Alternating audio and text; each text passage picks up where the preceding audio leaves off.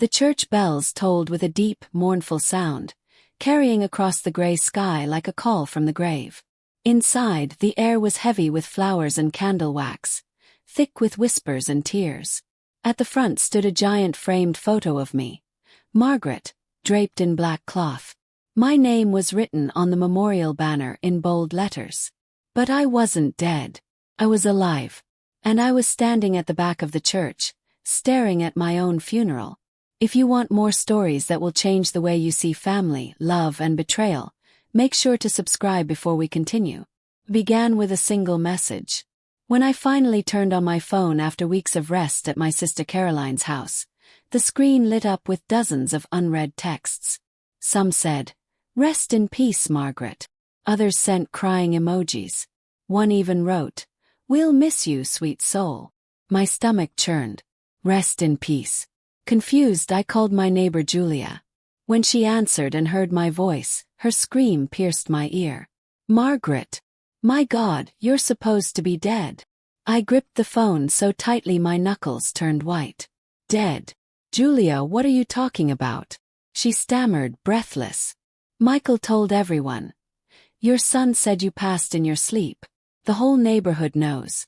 The church is already preparing a service." Michael. My eldest son. The one I trusted with everything. My chest tightened. I tried to call him. No answer. Again and again, nothing. His wife Vanessa had even blocked me. Something was terribly wrong. That evening my cousin David phoned. His voice shook. "Margaret, I don't know how to tell you this. But your funeral is on Saturday. Michael arranged everything. There's even a guest list." The world tilted. I dropped the phone.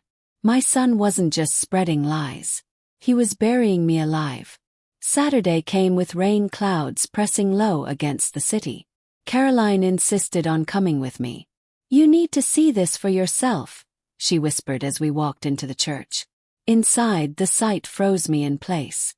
My daughter Rebecca sat in the front row, weeping with my grandchildren, Sophia, Olivia, and little Hannah, clutching her hands.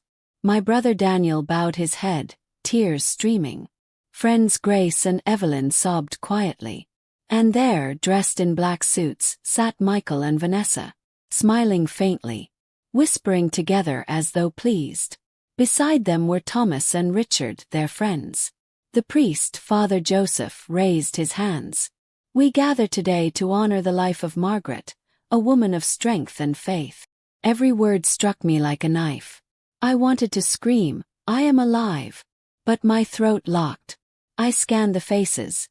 Julia in tears, Anthony shaking his head, Peter clasping his hands in prayer. Rebecca looked broken, her eyes hollow.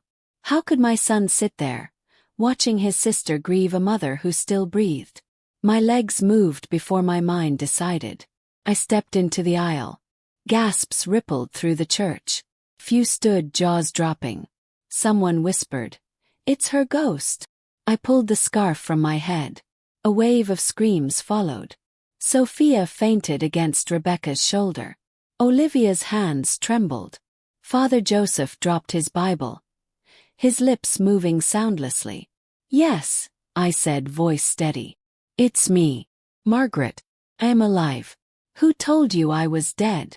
Michael's face drained of color.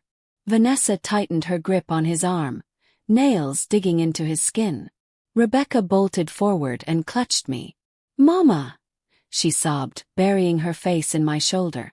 Tears wet my coat. But I raised my head and locked eyes on my son. "Why, Michael? Why bury me alive?" The silence was unbearable. Finally, Vanessa's voice sliced through it, cold and sharp. "For the inheritance. For the house, the land, the savings. You were weak, old, and in the way. Why wait another 10 years? The crowd erupted. Grace cried out, "You monster!" Daniel stood pointing at Michael. "Did you know about this?" Julia shook her head in disbelief. Even quiet Peter rose, voice shaking. "How could you betray your own mother?" Michael crumbled. His head fell into his hands. "I didn't want to. Vanessa, she pushed me. She said we'd be free, rich, finally living the life we deserve." Rebecca's voice cut like a blade. You betrayed us all. You made me bury my mother with my own hands. I will never forgive you. Vanessa stood, eyes blazing. She should have stayed dead. Gasps echoed through the church. Even Father Joseph stepped back, horror in his eyes. I drew in a breath, my heart pounding but my voice clear. You both wanted me gone. But I am alive. And now everyone knows the truth. Caroline rose, placing her hand on my shoulder. Daniel, Grace, Evelyn, Anthony, even Julia surrounded me in silent support. My grandchildren clung to me, their small arms a shield of love. Behind us, Michael collapsed in shame while Vanessa's fury burned like fire. That night, back at Caroline's house, I sat at the table with Rebecca and the children. I must make sure this never happens again, I said, my hand shaking as I signed a new will. Rebecca would inherit the house. The grandchildren would be cared for. Caroline and Daniel would hold power of attorney. Michael and Vanessa, they would get nothing. Not a coin. Not a brick. I looked at the faces around me. Rebecca's strength, Sophia's quiet tears, Olivia's hopeful eyes, Hannah's small hands curled in mine. Family was not built on blood alone, but on love, loyalty, and truth. I had lost a son that day, but I had gained freedom. They told everyone I was dead. But I walked into my own funeral, and walked out stronger than ever. Sometimes the greatest betrayal comes from the ones closest to you.